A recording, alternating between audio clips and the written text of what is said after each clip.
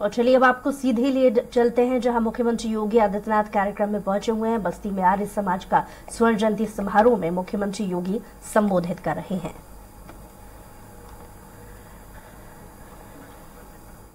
परंपरा के साथ जुड़ करके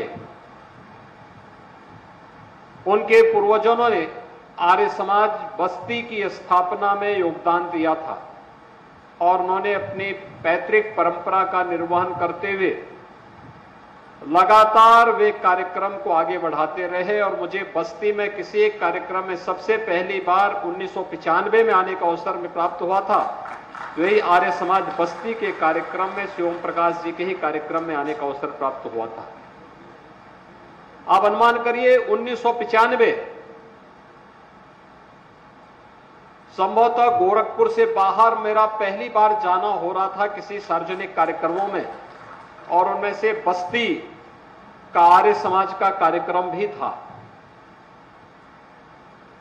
आज इतने वर्ष हो गए हैं, लगभग 28 वर्ष बाद भी उसी ऊर्जा के साथ, उसी प्रतिबद्धता के साथ, उसी निष्ठा के साथ आर्य समाज के मूल्यों और आदर्शों को आम जनमानस तक पहुंचाने के लिए श्री ओम प्रकाश आर्य जी के द्वारा निरंतर प्रयास किया जा रहा है, आगे बढ़ाया जा रहा है।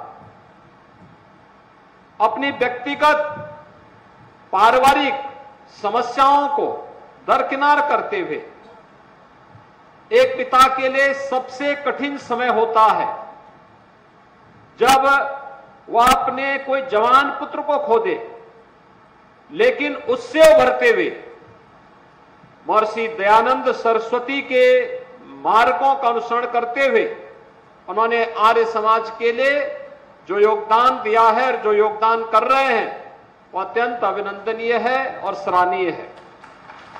भाइयों बहनों, आदरणीय प्रधानमंत्री जी ने कुछ दिन पूर्व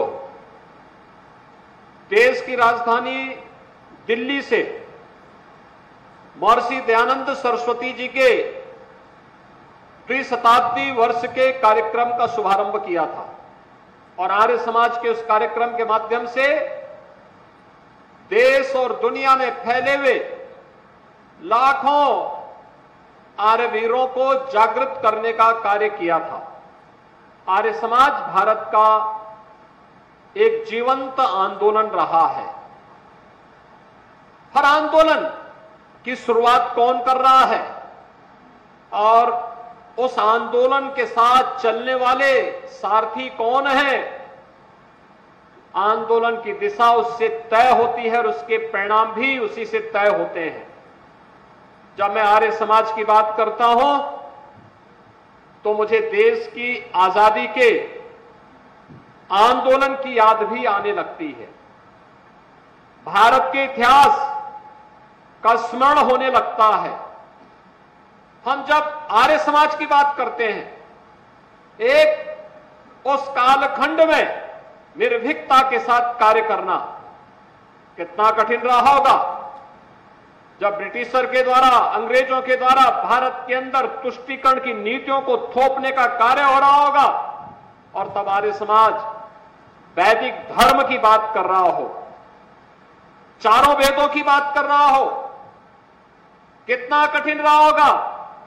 एक तरफ मुगल कालखंड में हुए धर्मांतरण के अनैतिक कार्यों को और ब्रिटिश कालखंड में भी धर्मांतरण के अनैतिक कार्यों को जवाब घर वापसी के कार्यक्रम के माध्यम से जब आर्य समाज दे रहा होगा, कितना कठिन रहा होगा। छुआछूत के खिलाफ एक अभियान चलाने का कितना कठोर निर्णय उस समय रहा होगा, जिसको समाज ने स्वीकार किया, और देखते ही देखते भारत का एक बड़ा भूभाग, यहां तक कि आप चले जाइए कराची तक, वहां पर भी आर्य समाज का वही बोलबाला था जो आपको बस्ती में सुनाई देता है। भाइयों बहनों, शिक्षा के क्षेत्र में हमें शिक्षा को संस्कारों के साथ जोड़ना है और शिक्षा को आधुनिकता के साथ जोड़ना है। यह सोच भी महर्षि दयानंद सरस्वती जी की थी। याद करिए डीएवी की संस्थाओं को, जो बाद में आर्य समाज ने आगे बढ़ाया था, कितना डीएवी की संस्थाएं एक समय देश की सबसे प्रतिष्ठित शिक्षण संस्थानों में माना जाता था और उसका कार्य का शुभारंभ ही होता था, जिसको आज हम मॉर्निंग असेंबली कहते हैं। वहां पर वैदिक प्रार्थना के साथ, हवन यज्ञ के साथ विद्यालय का शुरुआत होता था। एक आध्यात्मिक वातावरण विद्यालय के अंदर स्वतः स्फूर्त भाव के साथ आगे बढ़ता हुआ दिखाई देता था और यह वर्ष अत्यंत महत्वपूर्ण है। ऐसे युग दृष्टा ऋषि महर्षि दयानंद सरस्वती जी के 200वीं जयंती के कार्यक्रम के साथ पूरा भारत जुड़ रहा है, आर्य समाज के इस प्रणेता को नमन कर रहा है। तो दूसरी ओर आर्य समाज की स्थापना का भी अगले वर्ष से 150वां वर्ष प्रारंभ होने जा रहा है। 150 वर्षों की इस यात्रा में हमने क्या पाया को क्या खोया। अगर आप देखेंगे देश की आजादी की लड़ाई को, तो भाइयों बहनों कोई संदेह नहीं होना चाहिए, अंग्रेज बेखबर थे। तो सीधी तस्वीरें आपने देखी जहां मुख्यमंत्री योगी आदित्यनाथ सभा को संबोधित कर रहे थे। और इसी के साथ बुलेटिन में इतना ही। कुछ और खबरों के लिए देखते रहिए स्वराज एक्सप्रेस।